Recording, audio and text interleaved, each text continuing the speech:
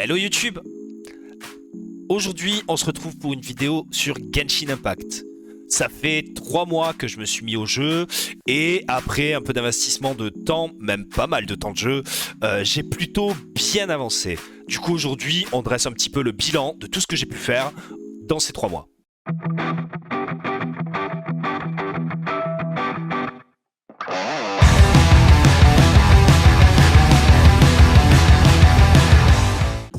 Dans un premier temps, on va parler de l'histoire. J'en suis actuellement arrivé à la fin de l'arc principal de Sumeru. Je n'ai pour autant pas terminé l'intégralité des quêtes Archon. Il me reste tout l'interlude à faire. C'est dû au fait que je prends le temps pour parcourir les quêtes principales. En effet, l'intégralité de ces quêtes représente un sacré paquet d'heures de jeu et plutôt que de ne faire que ça au point de me lasser, j'ai préféré alterner avec d'autres activités. Cela dit, je reste très agréablement surpris. Pour un jeu accessible en free-to-play, l'histoire est bien écrite et prenante et comporte plusieurs cinématiques très agréables à regarder. Du côté des quêtes annexes, le jeu en comporte énormément. Entre les quêtes de personnages, les petites quêtes histoire, les quêtes de monde, on a vachement de boulot si on veut tout faire. Je m'y suis pas encore attardé puisque j'estime que le principal est d'abord de parcourir l'histoire du jeu, mais ça viendra petit à petit. Pour le moment, j'ai juste un journal de quêtes totalement blindé et on fera tout ça sur du long terme parce que bien évidemment, ça se fera pas en un claquement de doigts. Pour ce qui est des personnages, alors évidemment la majorité de mes persos sont les personnages accessibles en free-to-play dans le jeu, mais j'ai eu l'occasion de pull sur quelques bannières pour avoir des 5 étoiles et on en fait le bilan ici. Le premier que j'ai obtenu c'est Keqing. Alors Keqing du coup c'est juste un coup de pas de chance, j'ai voulu pull Tartaglia, j'ai raté mon 50-50, j'ai eu Keqing à la place, donc elle est là, je la joue pas forcément mais au moins je l'ai, ça rentre dans la collection des persos. Ensuite du coup comme je l'ai dit, j'ai pull pour Tartaglia, donc j'ai fini par l'avoir avec un gros coup de chance on va dire, parce que je l'ai eu au bout de seulement 20 pulls après ma Keqing. Du coup j'ai un Tartaglia que j'ai monté niveau 80 parce qu'il fera partie de ma team secondaire une fois que j'aurai l'occasion d'attaquer les abysses. Ensuite, le personnage 5 étoiles suivant que je suis allé chercher, c'était Raiden.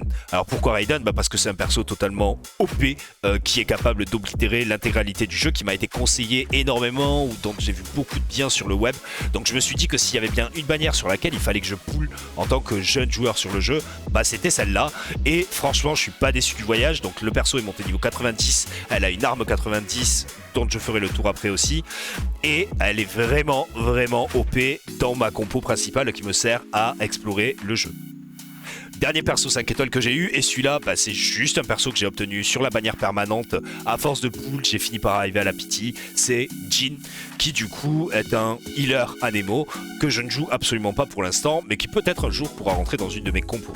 Pour ce qui est des persos 4 étoiles, j'ai évidemment tous les personnages qu'on peut obtenir gratuitement dans le jeu, Xiangling, Collei, Lisa, Keia, mais j'ai aussi eu un peu de chance dès le début du jeu quand j'ai pull sur les bannières de débutants, j'ai obtenu 2 personnages très convoités dans le jeu qui sont Sucrose dans un premier lieu, qui est un très bon personnage notamment pour les débutants, et ensuite le perso qu'on retrouve absolument partout, Bennett. Donc bien évidemment ce dernier rentre dans ma compo principale avec Raiden et aussi ma Xiangling, les deux sont niveau 90 avec des armes 90 aussi.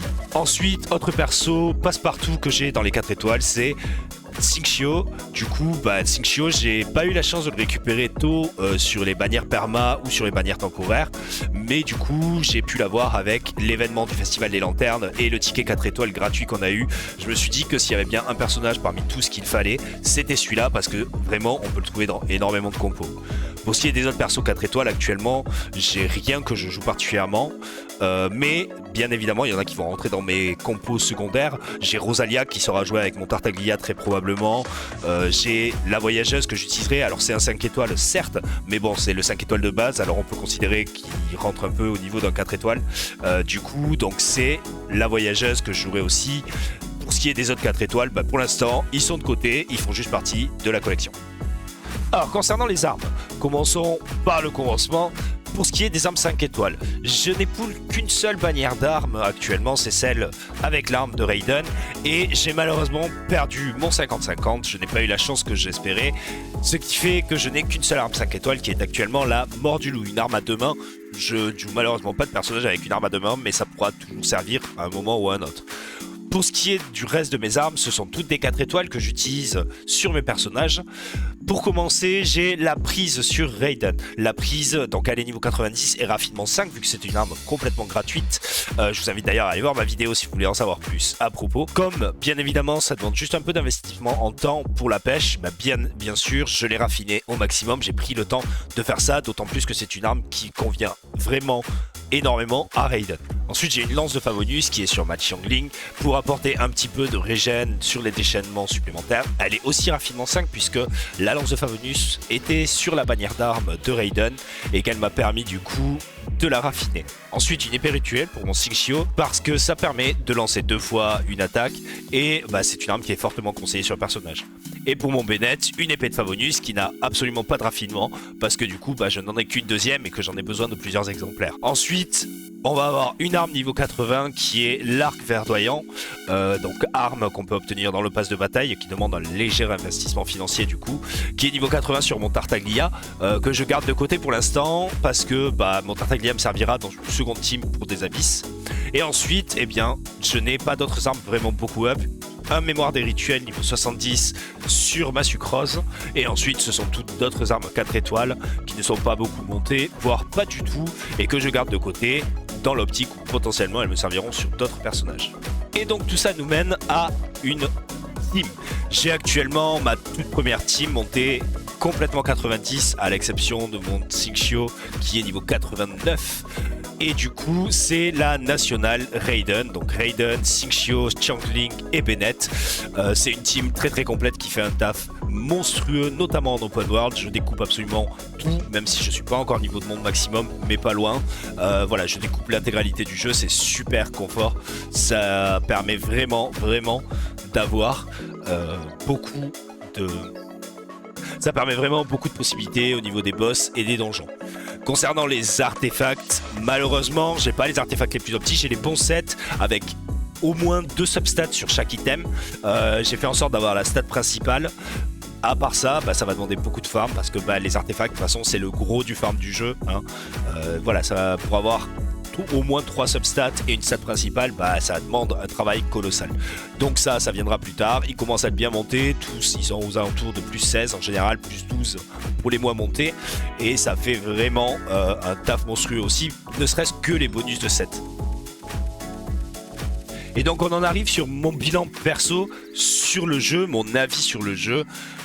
Franchement, c'est un jeu vraiment génial, très agréablement surpris par rapport à l'histoire comme je le disais, qui est vraiment pour moi très bien écrite. Pour un jeu free to play, il y a très peu de jeux free to play qui peuvent se vanter d'avoir une histoire aussi bien écrite avec des cinématiques qui vraiment en mettent plein les yeux.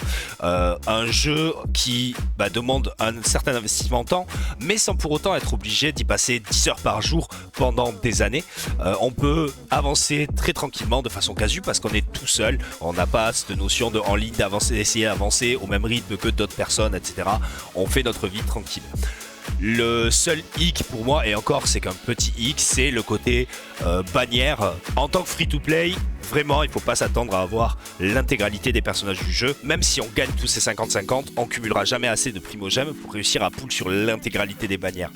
Mais par contre, on peut quand même faire quelque chose de très correct. La preuve, en étant quasiment free-to-play, j'ai réussi à avoir vraiment une team très complète et qui fait vraiment le café dans la totalité du jeu. Pour ce qui est de l'investissement financier, personnellement j'ai mis un tout petit peu d'argent. C'est loin d'être obligatoire hein, comme je le disais. Moi j'ai acheté quelques petites gemmes pour profiter des bonus de premier achat. Et sinon à part ça, je n'ai investi que dans la faveur qui est clairement pour moi, si on doit dépenser un tout petit peu d'argent dans le jeu, c'est l'investissement le plus intéressant. Parce que pour 5 € on va obtenir 2700 primo plus 300 cristaux qui peuvent donc potentiellement nous faire monter à 3000 primo en un mois. Le seul prérequis c'est de se connecter tous les jours au jeu. Normalement si on joue de façon régulière, c'est pas un souci, sachant qu'il y a des choses quotidiennes à faire sur le jeu. Et deuxième petit investissement que j'ai fait, c'est le pass de bataille. Parce qu'il y a quand même des armes très utiles dans le pass de bataille, notamment l'arc de chasse verdoyant qui est très bien sur certains persos. Voilà, c'est pareil, c'est pas très cher et ça permet d'avoir un énorme gain de récompenses, parce que vraiment, vous regarderez, les récompenses du pass de bataille sont colossales. Pour moi, c'est les deux petits investissements. Si vous devez mettre un tout petit peu d'argent dans le jeu, c'est les deux que je conseille. Bien évidemment, rien d'obligatoire. Si on veut jouer de façon totalement free-to-play, c'est toujours totalement possible et accessible. Il faudra juste combattre cette frustration de ne pas avoir l'intégralité des persos du jeu et de ne pas être au top du top, comme on peut voir dans certaines vidéos ou certaines personnes dont c'est le métier, streamers ou youtubeurs, et qui eux peuvent se permettre d'investir de l'argent dans le jeu parce que derrière c'est leur gagne-pain. Sinon, à part ça, c'est un jeu que je conseille énormément. Pour ce qu'il en est de mon avenir sur le jeu, moi les abysses, c'est même pas le gros objectif que j'ai dans le jeu. Je les ferai parce que c'est des primo-gemmes offertes. Cela dit, mon objectif sur le long terme dans le jeu, ça va être de faire l'exploration et les quêtes. Principalement les quêtes. L'exploration, c'est mon dernier objectif. Et voilà, c'est tout pour la vidéo. Donc il faut bien noter quand même que là où j'en suis, j'ai pas mal d'heures de jeu sur Genshin, et tout le monde pourra pas avoir autant d'heures de jeu en si peu de temps. Mais voilà, c'est mon bilan perso après 3 mois de jeu. J'espère que la vidéo vous aura plu. N'hésitez pas à lâcher un petit pouce bleu, vous abonner à la chaîne, laisser un petit commentaire et venez me voir sur mes autres réseaux.